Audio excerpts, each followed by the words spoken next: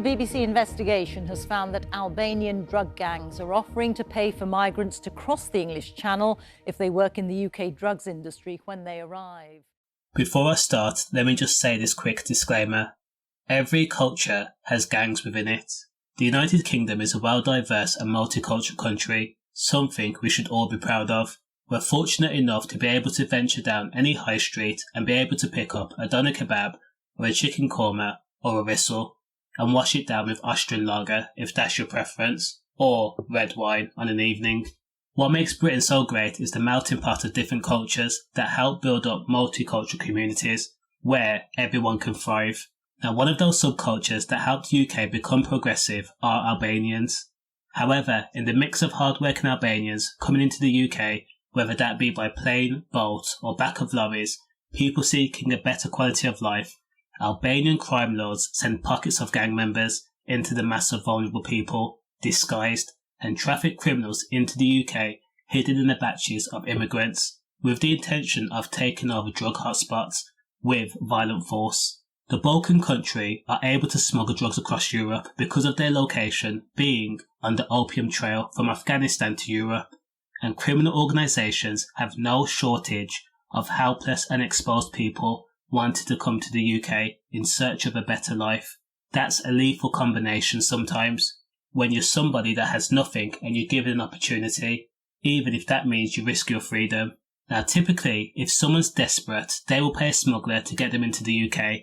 Now, for example, let's say a smuggler tells the desperate dad the fee for safe passage into the UK is £5,000. The dad sells everything his family's ever owned and gives the smuggler the £5,000.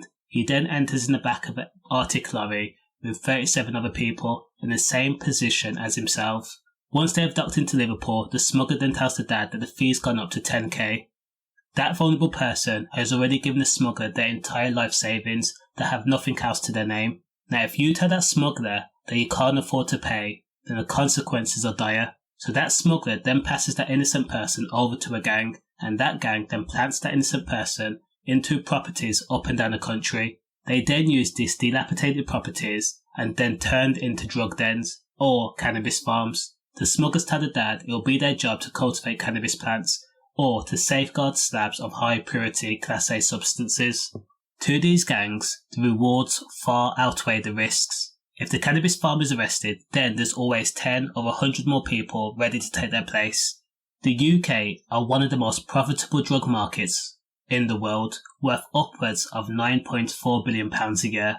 In fact, around 3 million people in England and Wales alone took illegal substances.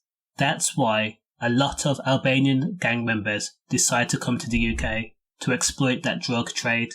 Now, according to Albanian gangsters, they says that they can be operating a trap house within 3 days of entering the UK.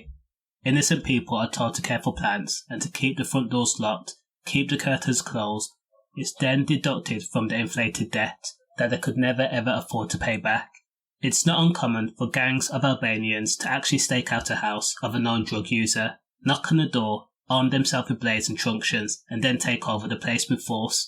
If the whole owner complies, then they're able to sample the goods. If they refuse, then, again, the consequences are dire. They will end up going missing. Farms are then set up in spare bedrooms or living rooms or the loft. Now, Albanians make up the largest percent of minorities in the prison system. That's just to give you some food for thought.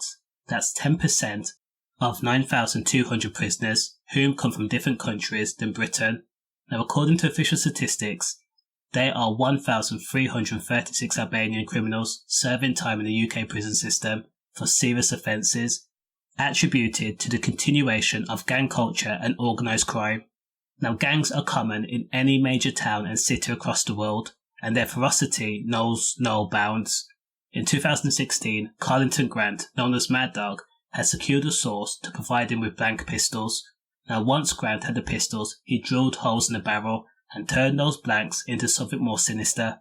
Now, once the pistols were reformed, they were then sold to the criminal underworld, such as Albanian criminals and gang members, who then distributed them to their counterparts in London, Hartlepool and Birmingham, in order to secure their trap house and offer protection.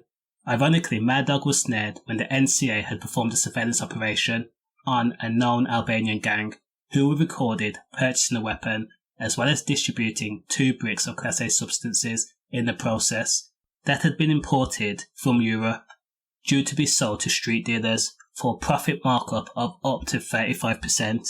Now in part 2, I'll probably talk about the fine details of what Albanian gangsters got up to on the streets of London and Birmingham specifically, and how a lot of people ended up in the River Thames. Stay safe.